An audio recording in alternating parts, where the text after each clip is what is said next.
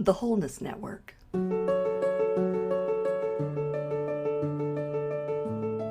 Awaken to the reality of wholeness.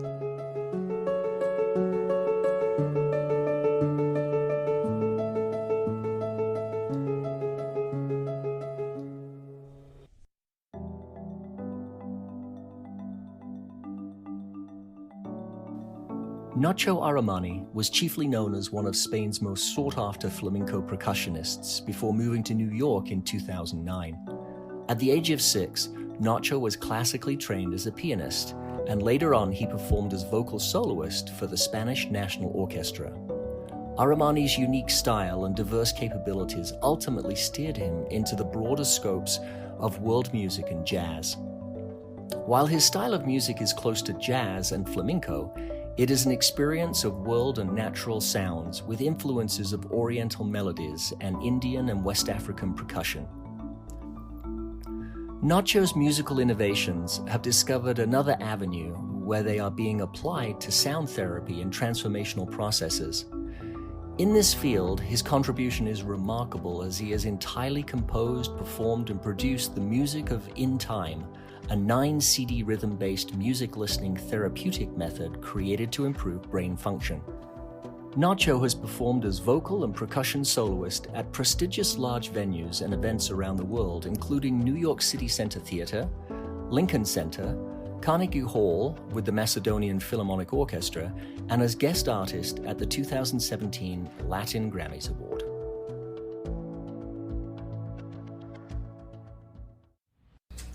So Nacho, I would love to hear how a musician of your caliber and your gifts, how music entered your life when you first became aware that sound affected you so deeply. Well, the first memory I have is being 6 years old, and it was really clear to me that I wanted to play the piano. And I tell my mother, like, I want to play the piano. And it happens that my grandmother and my grand aunt, these 3 sisters, they all play the piano. So I always go to my grandmother's house. There was a piano there, so we decided to bring that piano into my house. And very early age I started playing piano, and then I started singing in a choir, very early age. And that was like really like my clear, and sometimes I think there was no why. I was inside like, I want to do it, I want to play the piano, I want to sing. And then that started with classical music, and then becoming like a soloist for the National Orchestra of Spain, and being a very early age a very high performer.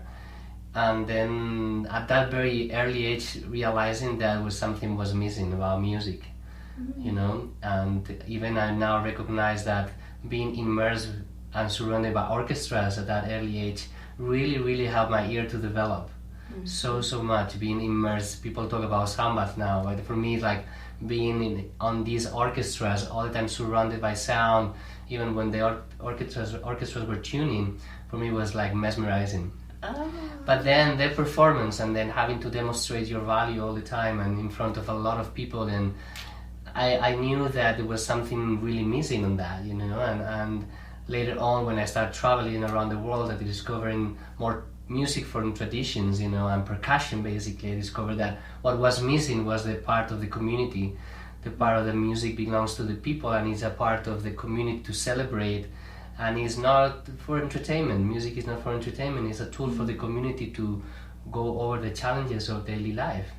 And music is a service, so the best musicians I met, African percussionists, when they go back to their villages, all the talent they put that in service for the community to make people dance and make people celebrate and make people release tension through the movements of the dance, being supported by the drumming, being supported by these strong balls. And so would you say it's synergy that happens as the community comes together and then the sounds connect them all? Is it that synergy of people and sound that create that connection? The key thing is, like you say, the word sound creates connection. Sounds create interaction, sounds create movement, and it's even more that synergy is like is like the energy of everybody together in a circle, and the energy of music activating the bodies and activating the cells and activating those brain, and what I say, in training those brain and making people breathe and dance with the same pulse, that creates an environment of safety and strength that is incomparable. Yeah, that's beautiful. And so as we see you growing up, you were trained in classical, but then you were hearing all of these sounds around the world. And how did it go from that classically trained Nacho to the man that you are today, which is so vibrant and rich and full of sounds from all over? Well, after skipping all this classical world, when I was 15, I started being very curious about the world, and I started traveling, and was in the streets of Paris. I was just like, suddenly I started hearing this sound, like, and this sound was really resonating deeply, these low frequency tones, but really a pulse.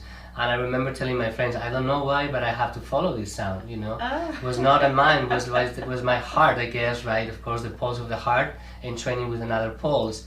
And I just end up near the Notre Dame, the cathedral, and the Seine was this big drum circle of African people and Asian people, everybody sharing together with joy, you know.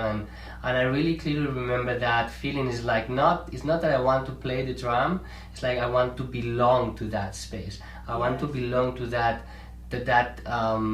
environment of joy, you know, and music as a shared experience, that everybody is welcome and it is so energized, and I was so driven by that energy and that smiles, you know. So that brought me into studying music from different traditions, and basically percussions from all the traditions that I could. So I started studying like North African percussion, Egyptian percussion, Tunisian, and then Afro-Cuban. And it was really interesting because I studied all these traditions, but the last tradition that I studied was my tradition, which was flamenco. Oh, which was really interesting because I was already 5 years into playing percussion, but then I thought that I already know a little bit of rhythm. But then one night I saw in a club like someone playing flamenco in a cajon, and I was mesmerized by the rhythm, and then I realized, wow, I really want to learn that, you know.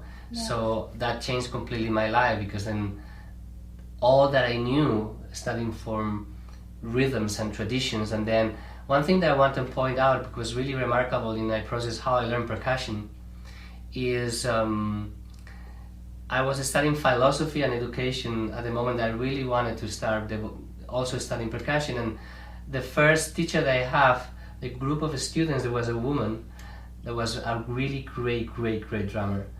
And we connected very, very deeply, because she said to me, you know what, the drumming has helped me to get out of drugs, and I would love to help women that has like sex abuse or a lot of traumatic experiences, because I know that they can help this. We're talking about, this was probably 20 years ago, and or more. I have to make the numbers. And then I told her, well, I don't know how to play the drum. I'm learning now, but I'm studying education, so I can create a program. I can write down a program, because I connected with the women's jails of Madrid, and I know the director. Maybe we can present a program of how we can, with motivation and drumming, we can help the interns to be more motivated, you know. And I realized that now I'm developing all these programs with drums and rhythm. But the way I learned rhythm was in jail with a group of women. Wow. And that's how I learned. I learned drumming with the woman in jail. I was just supporting the process of how we can teach things and be really effective in the way we teach. But the rhythms that we were teaching and the drums that we were playing were as new as for them. So that changed my life. And now I realized that then I become a professional percussionist. I study flamenco. I play for the best dance flamenco companies in the world. And then I developed my music, and now all these music programs, but I already did that.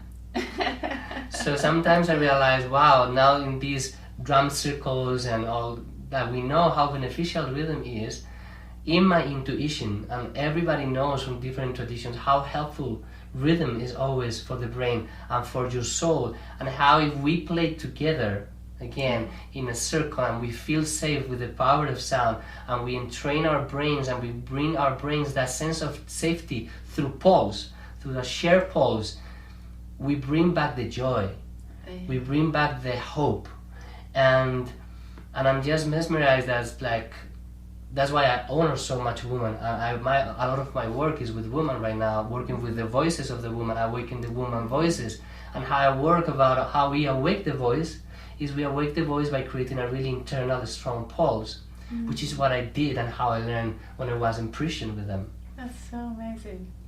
So do you feel like that experience in prison was your first sound healing experience? Yeah, absolutely. I was not aware about that. Yeah. I knew because I was more in the education field and more psychology field that music helps for motivation. That's what the title of my program is, Percussion to Enhance Motivation. Oh. But now I can say, well, it's not just an enhanced motivation, it's like in that sense of safety and that shared pulse, we release serotonin and oxytocin that create bonding, and the love hormone that of course help you to overcome depression. Right. So yeah, I'm fascinated because at a very early age I started my life in service, and I am amazed because percussion has helped me to learn, and as I was helping me to learn, I was helping people to learn and overcome their life struggles, you know. Yes. That's what I know it works. Yes, I yes. know it works. And so, has music done the same for you? Have you had life struggles that music has helped you overcome? Well, big time. I just had an interview in Madrid because my grand aunt was the first woman composer of Spain, and she was in 1928. She was the most important, the first woman conductor, and she won the first prize for composition. 1928, a woman beating all the men. So she was like an incredible figure, but she struggled with a mental illness. And now, thanks God that somebody has been written a biography about her.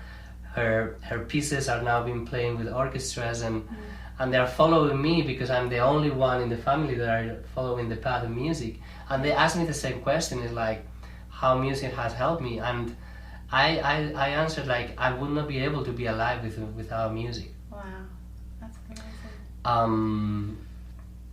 I really don't know what people do if because music is a tool, is a tool for you to go back to your own internal rhythm, and not just to your own internal rhythm, is to your internal harmony, and in that harmony, in that space, you can connect with something bigger than you that is source, so then you don't feel that alone. Yeah. Because we struggle and we break our minds and our hearts when we feel alone.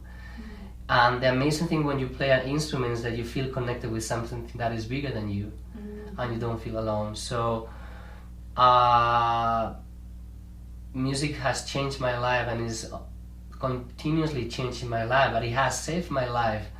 And the piano and the guitar basically are those pieces that I found in the middle of the ocean when your ship is broken and you just have a piece of wood. Yeah. The only thing that you have to save that has been the guitar for me and the piano, and you put the guitar close to your heart and just streaming those strings, the vibration hits your heart and your body, and you start feeling that you are alive, and the music comes to you as a revelation. And it's a revelation that comes from source and is telling you are not alone. And as I was sharing yesterday at the concert, the beautiful thing for me about music is the music allows you to match the pain.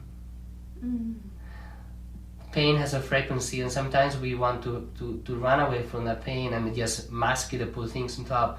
The amazing thing about music is like allows you in that intimacy to be one by one in front with that pain, matching that pain and allowing that tension to be sound. And you hear that tension, so you feel that you feel that somehow you are hurt, but you are one with that. And then the amazing miracle that always happens with me is like when I'm matching that tension, and music is not that beautiful, it's tension. is sometimes it's not cacophony, but it's a lot of tension. When you stay with that tension, naturally, always the guitar, you find a path to release the tension.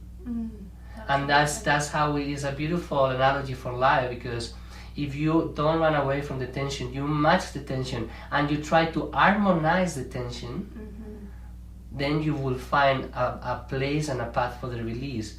And that's what music has always taught me, you know. It's like there is a path of release if you match the tension, and you can create beauty with the tension. You can create beauty and poetry that also can inspire people to let them know you are not alone in this pain. Look how my pain sounds. Does it sound like you? Yeah, it sounds like me. I can and now we feel that we are not alone, you know. We match together in that frequency, and then we transcend that. And we move forward with the release, you know. That's so amazing. That's so beautiful. And you talked about how music connects you to something more powerful than yourself. And as I've watched you perform, and I love watching you perform, I'm amazed at the flow of the music as it's coming to you, and the music is flowing through you, knowing that there is no music in front of you. You're not following any song you've ever heard before. So describe what that experience is like as those melodies flow through you, and then you can express that into the world. Well, I always say that for me, what I love about the stage is jumping into that emptiness, into that empty space of creation, and that is what really turns me on. You know, I do it for myself in a way, like, because I basically don't know how to do it other way. I mean, I can play music and I spend my life playing repertoires, but it's really boring for me because there is no tension. Like, you see that? Yes. Talking about tension is always like the balance of a lot of tension, but life, our muscles, our tissues need tension to be alive, you know. So I am a person that I need to feel that tension, right? So in my concerts, and even if I have my group of musicians, I always invite them to jump into the stage, into this emptiness, and to jump into this emptiness of creation, so we can be really present in the moment and really feel what is needed to be played. Because depending on the environment, depending on the situation, depending on the acoustic of the place, music is going to flow in one way or another. We need to be present in that space and play for that space and for the souls that are in that space. So for me, of course that I have what I said, my little map. You know, I know I want to start here, like an itinerary, right? Yes. For me and for you. Yeah. But I don't know what is going to happen between here and here. and even sometimes, like, I'm here, but I have this inspiration. I'm going to cut my, you know, completely, like, break my itinerary and, like, flow into this new direction, you know. And that's the magic of music, and that's the magic of creation on stage and creation live, because you are completely a vessel. Yes. For whatever needs to come through you. And even the last song we sing, all of us, yesterday, I never sing that song. I'm just tuning into, and as I'm playing, I'm trying to create with the pulse, as I always say, the rhythm and music create a space for this melody to come so we can all sing. And I was kind of praying. Basically everything that I play is a prayer. Remember, I was saying that this is a prayer for the birth of the Wholeness Network, you know, and that's why sound support these processes. So let's pray, and as we pray and we let the prayer come down, these melodies come in, and then I'm the first one that is surprised. I was like, wow, this melody just came, this is amazing. So it's really a gift. It's really a gift for me, and I'm starting to really. There is a thing that people that we work in service and these kind of healing modalities, we are kind of misunderstanding about giving. The only way that we can give is if we own it. So when I was telling you, it's like this, I give it to myself. It's like I'm taking this opportunity to receive this sound because I want to enjoy this sound first. That's neat. And then when you own that space, what happens immediately is like you give it away. But it's not authentic if you just want to give it. because then you are losing the opportunity of being fully in yourself, being nourished, and then there is a moment that you're going to be completely exhausted in the giving. So when you are a speaker or when you are like an artist, you need to jump into that place of I'm owning this. And that's not ego. We don't have to misunderstand. It's not ego. It's like I'm jumping into this space with all my process as a human being and all the lifetimes before me. And in this right moment and in this presence, I'm gonna receive all the channeling and all the information in frequency, so I can feel it first. And then once I feel it, and then what happened naturally is like you allow that, and then you release it, and then people really feel that because people really see the process. Yes. And feel it. So that's the magic of performing live on a stage, and that's why I'm trying to every time kind of reproduce. And I'm always not nervous, but it's like people, if you see me before, I'm always kind of in a place that I don't have my repertoire that I know is gonna work. Right. I know that I'm jumping into the empty space to allow something to happen. So. And that must require so much trust. Exactly. And the trust, but we build the trust. Yeah. That's why how we build trust with hours on hours and hours and hours of practice. There's no mystery for trust. When you are able to. I always said, people said you have to live from your heart. You have to live from your heart. I said, don't live from your heart if you're not prepared, because you're gonna crash. You know, so you can live from your heart if you have built a super strong temple from your heart. Then you can trust. So that's what practice gives you in whatever you want to do. Practice gives you a super steady pulse, a really super strong foundation. Yes. So then you can really jump into that emptiness. You can really jump from your heart because it's already held.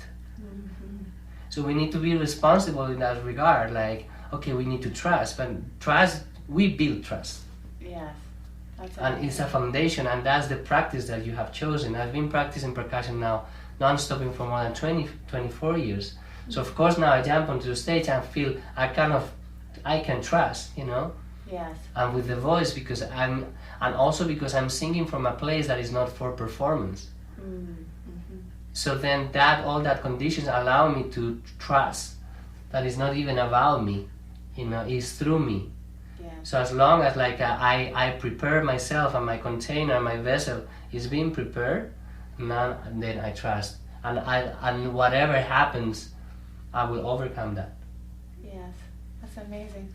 So that day in France when you were in that circle with the African drums and you wanted to be a part of that, is it fulfilling now that you are that circle? You are bringing people in. You are creating that. Yeah, it's really amazing now. My life, I'm very grateful because from that place that I was not. The key point is like I was not even able to follow a rhythm. So it's not that, and now I'm able to guide a lot of people with rhythms, and now I'm able to produce.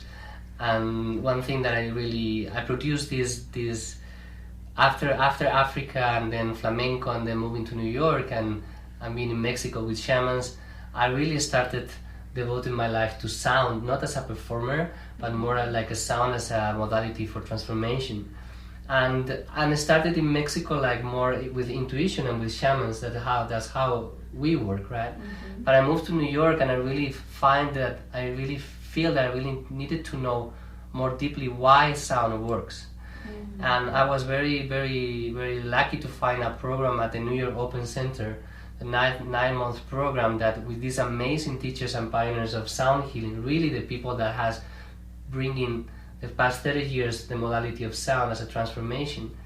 And from studying sound in India, in tradition, shamanism, but also tuning forks, neuroscience, neurobiology, so that I was able to be exposed to that. Immediately I started working with my teachers, immediately I started working with kids with autism, experimenting like the power of the rhythm for the brain, how we can promote self-regulation in kids with autism, and also the instruments that I play that are made of the elements, so how with natural resonance and natural rhythms we can help kids with autism to be more self-regulated.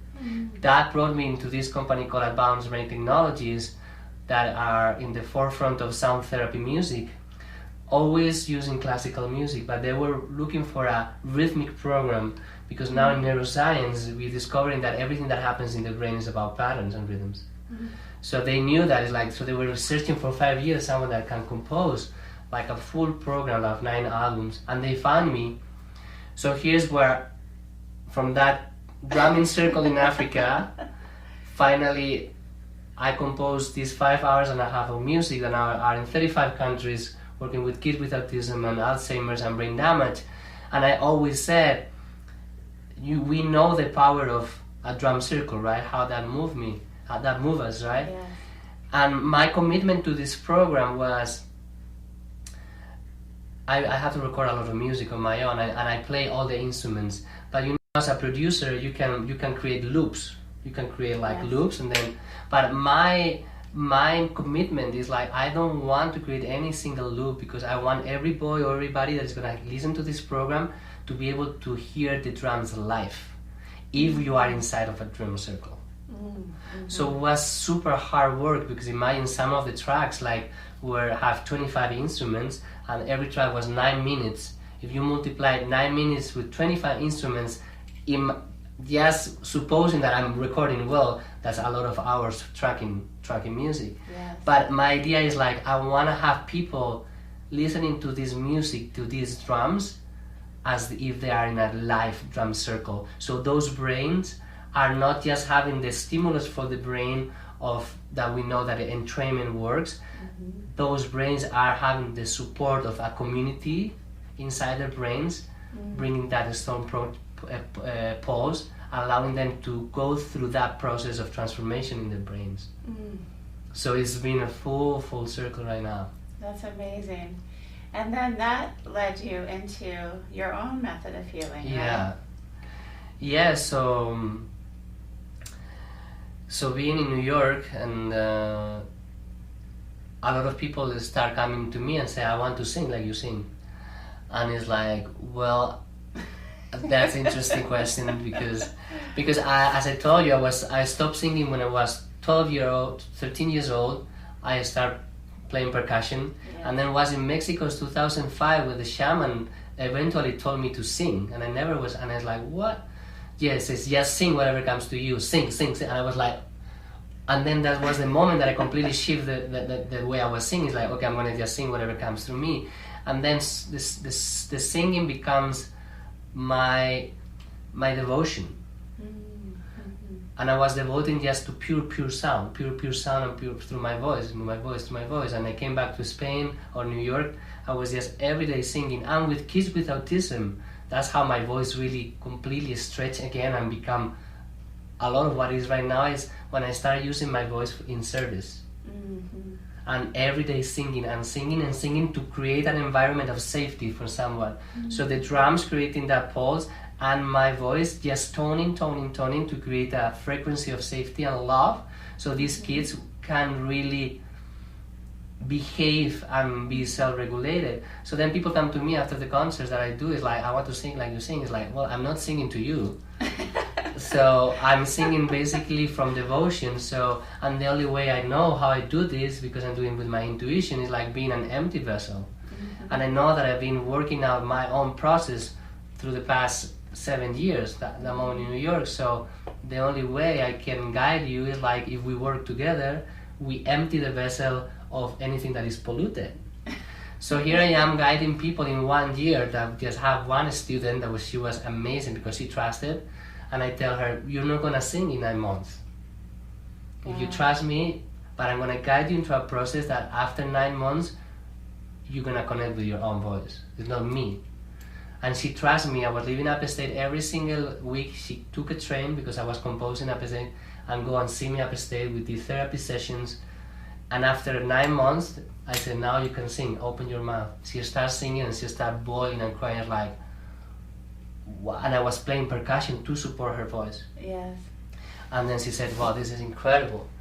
But then I realized it should be a shortcut, right? Yes. And then what I realized is the only thing that people are stopping them from their voices are their minds.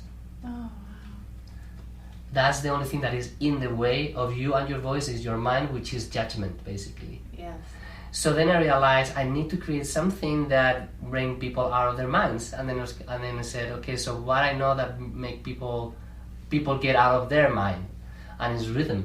When you, with all these rhythms that I work with, and working with kids with autism, I realized that rhythms in 5 and rhythms that are connected with what is called the harmonic pattern of growth and evolution, the golden ratio, those rhythms creates communication between the broad brain hemispheres, and really you get out of the mind. You get mind and body connected, and you stop thinking.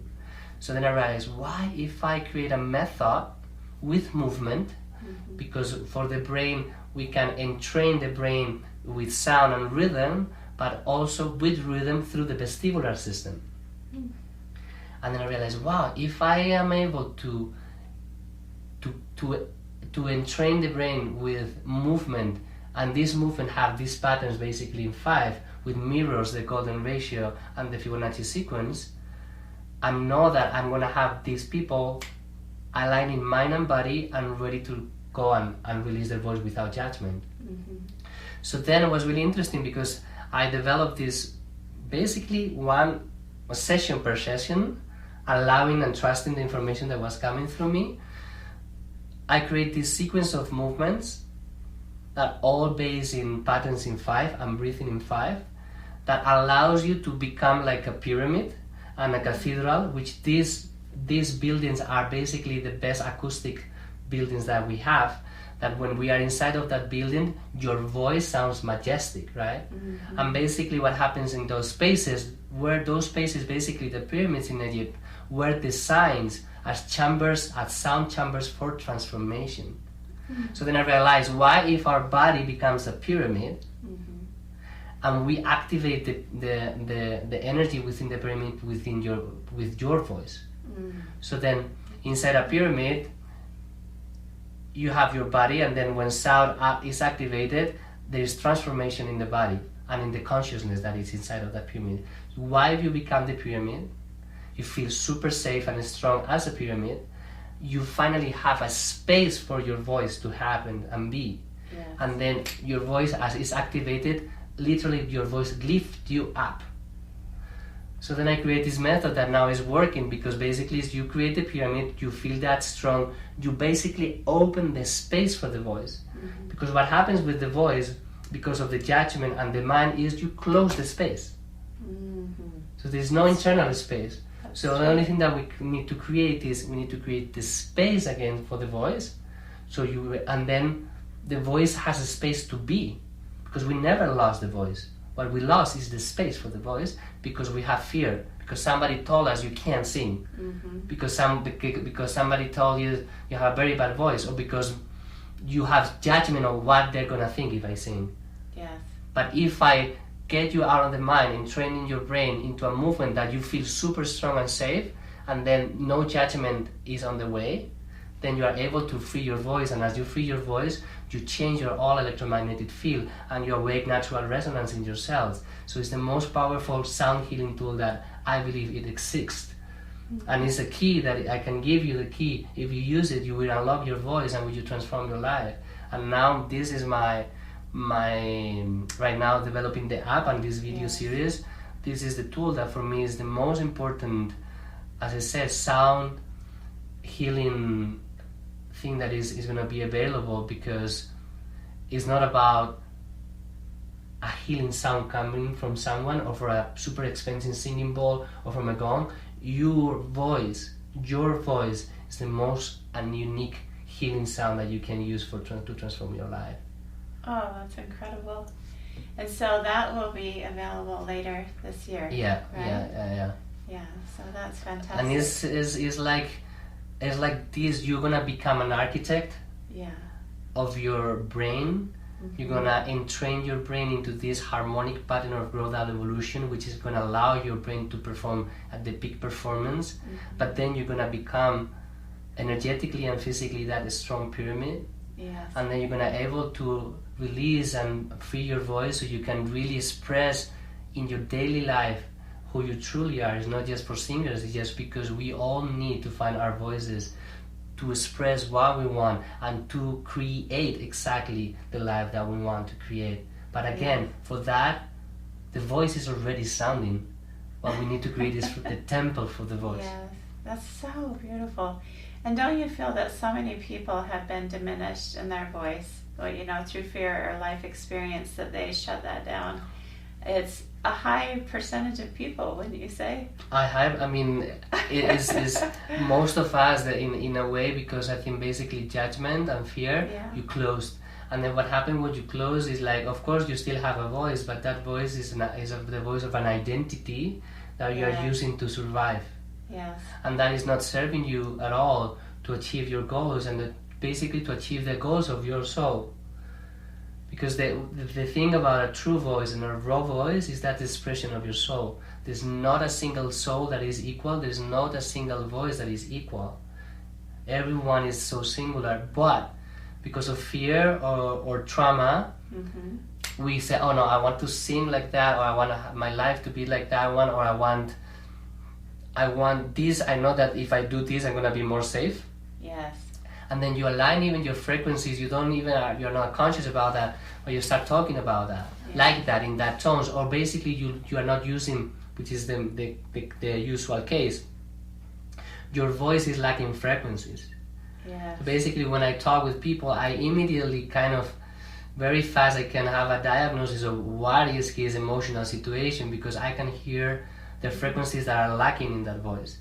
A voice that is healthy is a voice that has all the frequencies in that voice. Wow. You can hear the high overtones and the low tones.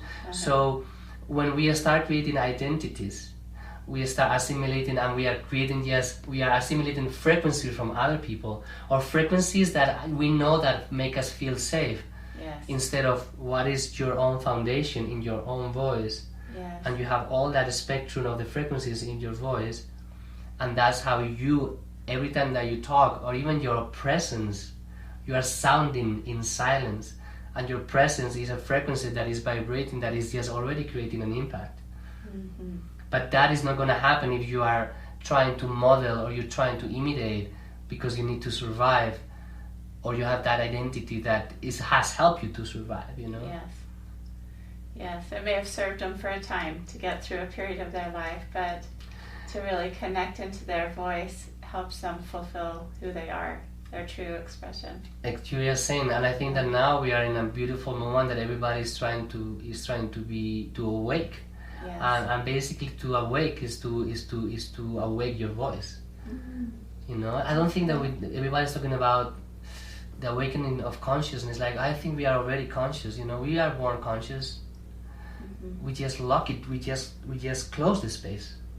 And as we close the space, we close the space for that voice. We just need to awake again the voice, because as soon as we awake the voice, as we were saying, the resonance of truth is going to awake the resonant truth on the other. Yeah. So as more voices that are awakened and pure, by natural resonance, you don't have to think about if I'm conscious or not. You just have to feel if you are alive or not. Yes. You just have to feel if you are living in truth or not. You have to feel you are living in joy or in fear, because then you're going to start resonating and activating in those around you. And the beauty about the voice is like, that's why singers are important as an artist, right?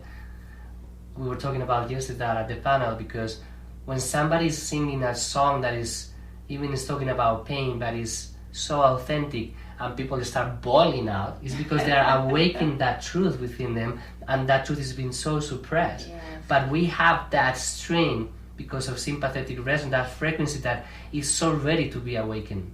Yes. And that's what you're saying. So people are so ready to be awakened, so we just need to open the space. Yes. And all of us, as we can, talk our truth and live in our truth, so then we can awaken that truth and that authenticity in each other, and then be in life, experiencing life as fully as we can, Yes. And that's why that action of awakening the voices, that's what I call inspiration. Yes, yes. Fabulous. I would love to have you play for us. I would Okay. love to have you demonstrate some of your music. So. Sure. And that getting too hot, or is that okay? Huh? No, it's perfect. Is it helping? Oh my god, yes. It's feeling so good. Should we move your drink? Just Yeah, let me in have a case? sip. Yeah.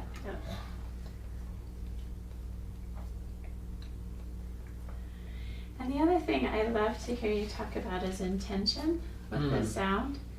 After you do this, could we talk about that? Sure. And then just have you share any other way they could connect to your music, and then we'll just wrap up. Perfect. Does that sound good?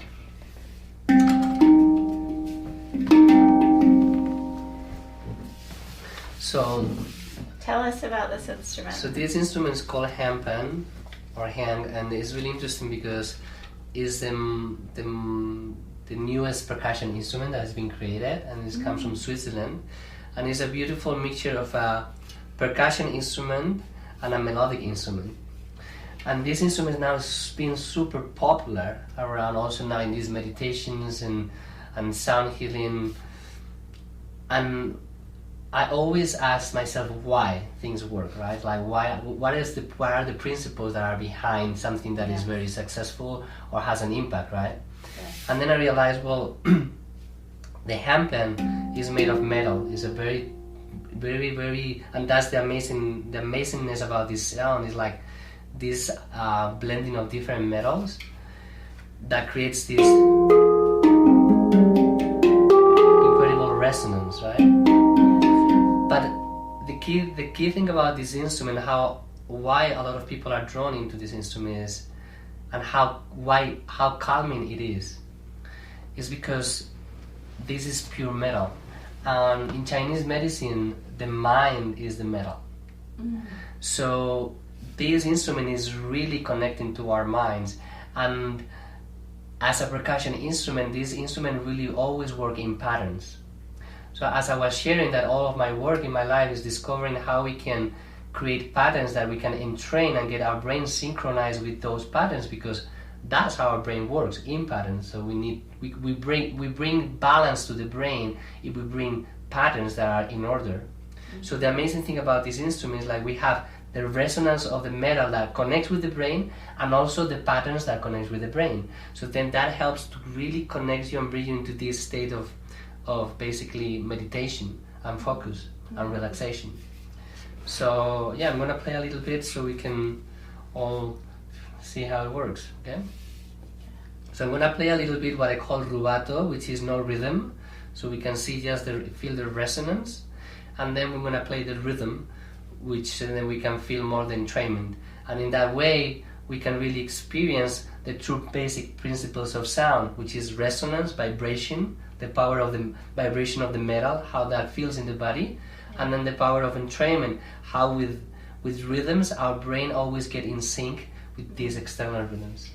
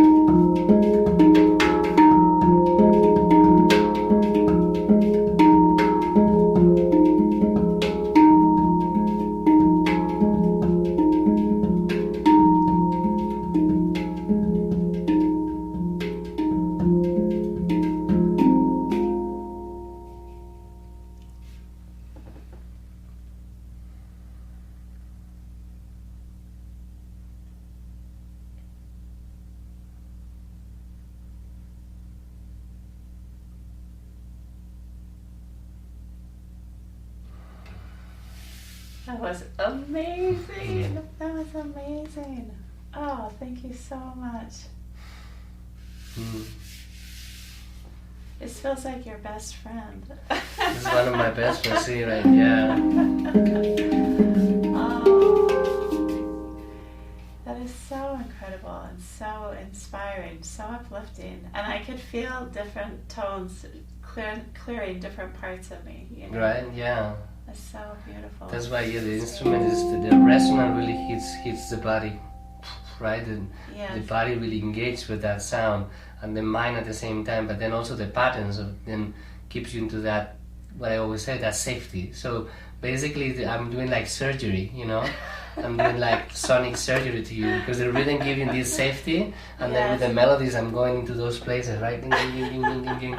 That's sonic surgery, yeah. Yeah. Oh, it's incredible. It's incredible. So, Nacho, how can people find you if they want to hear more of your music?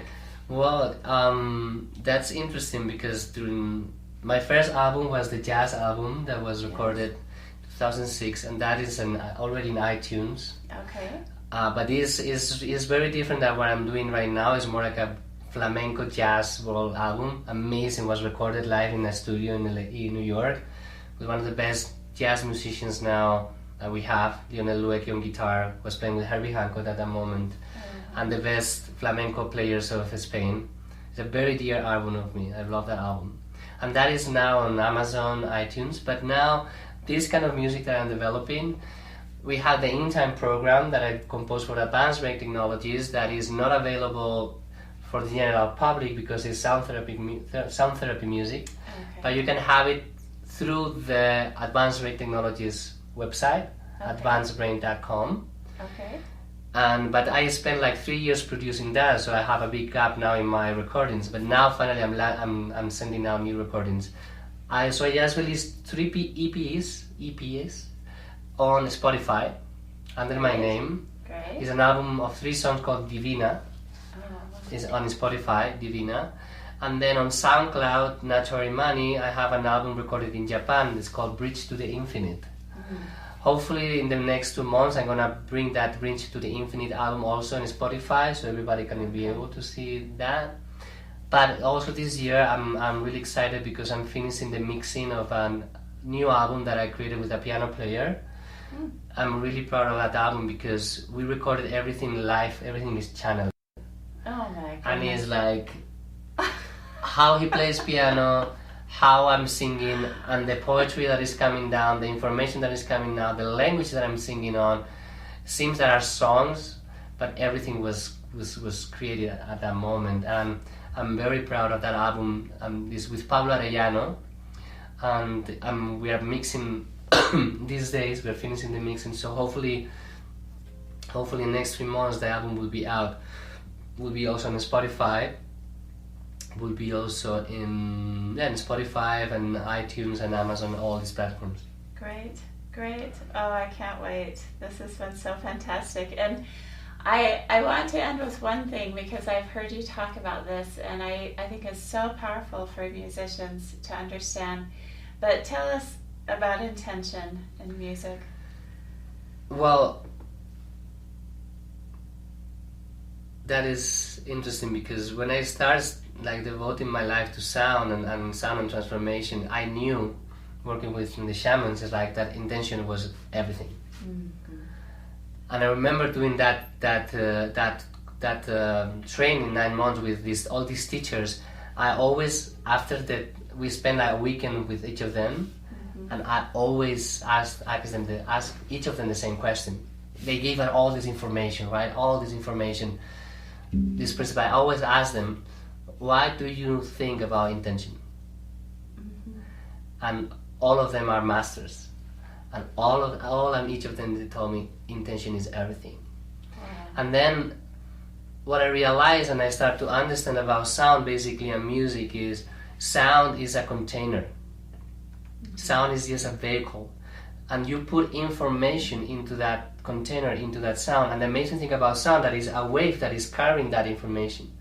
So the key point is you can choose to fill that vehicle with certain information or another one. Basically, that information is your intention. Yes. So basically that's the power of sound and intention together, and music and intention, but basically pure sound, because you can just tone, like we were doing yesterday, right, at the end of the concert. You just tone, and in that tone is going to travel. And the amazing thing that people needs to know about sound is really important, that sound is a multidimensional experience. Is multidimensional. Sound cannot be recorded. We now have recordings that's very new in the history of sound and music, but you can record a multidimensional experience into a dual or three-dimensional thing. So what it means that it's multidimensional is like it's not just affecting your bodies, all your different bodies. It's like sound travels more than we know. And as the sound travels, the information that is inside the sound, which is our intention, is traveling too. So for example, in the Tibetan books of the death, is very important and is committed to the people that you want to support that is in transition, to sing during 15 days in a row to that soul that is in transition, because you are literally leading and helping them the way. So we are saying that sound travels through dimensions too.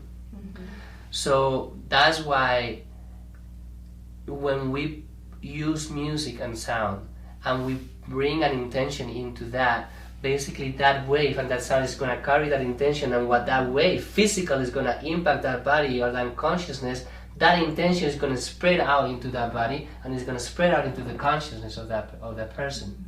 So that's how important intention is. Is everything. Is everything. You know, and that's for me the power of sound is the vehicle where intention travels. That's why our voices are so important. We are all the time talking. We are all the time talking, but what are we talking about?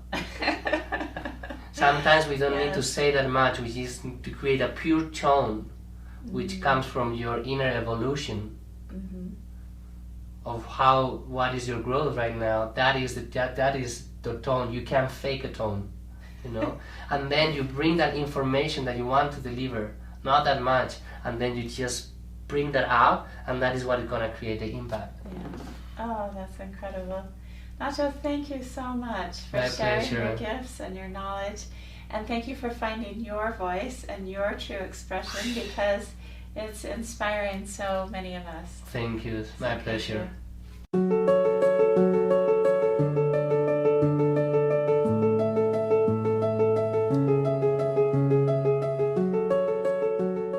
Thank you for listening. Join the community of knowledge and growth at thewholenessnetwork.com.